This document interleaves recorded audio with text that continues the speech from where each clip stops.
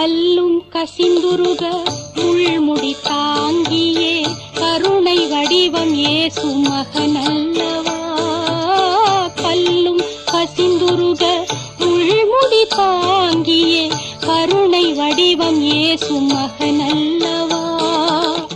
தொல்லுலகில் பாவ சுமைதனை சிலுவையாய் தோளில் சுமந்தவர்க்கு தாயல்லவா.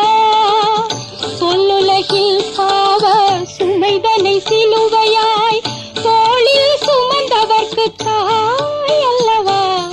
அன்னை நீ எனக்கொரு வரமருள்வாய், ஆரோக்கிய மாதாவே அருள் புரிவாய்.